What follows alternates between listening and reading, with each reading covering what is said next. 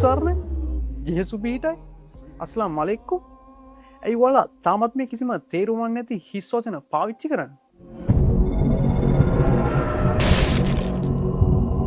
සත්‍ය යුග, ත්‍රේත යුග, ද්වාපර යුග පසු කරලා මේ කාල පරිච්ඡේදයේ අවසාන යුගය වෙන කලි යුගයේ තමයි අපි දැන් මේ ඉන්නේ. ඒත් අපි මේ ඉන්නේ කලි යුගෙමයි කියන තරමටම මේක පීක් ලෙවල් එකකට තාම ඇවිල්ලා නැහැ. ඒත් මේකේ පෙර නිමිති දැන් හේන්න පටන් අරගෙන තියෙනවා. තව දවසක 3කින් වගේ, ඒ කියන්නේ 2050 දී වගේ මේ කලි යුගයේ පීක් ලෙවල් එකට මිනිස්සයා පැමිණෙනවා. මේ කාලය වෙනකොට මිනිස්සයාගේ ලෙඩ රෝග 80%කට වගේ ප්‍රතිකාර ක්‍රම හොයාගෙන තියෙනවා.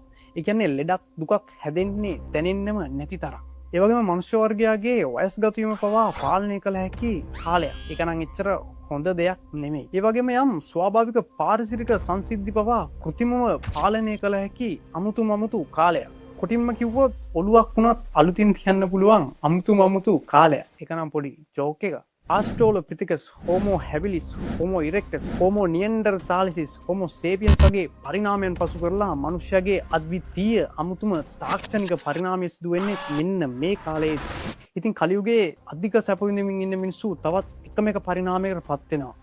ඒ කියන්නේ මනුෂ්‍යයාගේ අවසාන පරිණාමය. ඒ තමයි තිරිසනික පරිණාමය. මනුෂ්‍යයා මේ තිරිසන් පරිණාමයට පත් වුණාට පස්සේ මනුෂ්‍යයාට හොඳ නරක කියන දේ නැහැ. ඇත්තටම බැඳීම් කියලා දෙයක් නැහැ. කොටිම මනුෂ්‍යයට සිහිය පවා නැහැ. මිනිස්සෙක් කියලා හඳුන්වන්නේ මේ සිහිය කියන දේ තියෙනකම් විතරයි.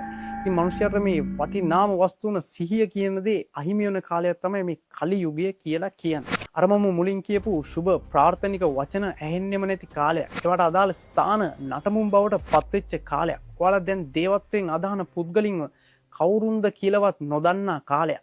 පිරිසක් අධික රාගයෙන් කාමයෙන් මත් වෙලා සිහිවිකල් වෙලා ඉද්දි තවත් පිරිසක් අහස දිහා බලාගෙන කවුරුන් හෝ අපිව ගලවා ගැනීමට පැමිණේවි දෝ කියලා ගැළපෙමින් යතින කාලයක්. ඒ වගේම ලුසිෆර් සහ එයාගේ අනුගාමිකින් පිරිස කාලයක් තිස්සේ මේ ගොඩනගාගෙන ආපු කන්සෙප්ට් එක ඇචීව් කරන කාලයක්. ඒ කියන්නේ ලුසිෆර් නෝත් සාතන් එයාගේ සිංහාසනේ සිංහාරූඪ වෙන කාලයක්.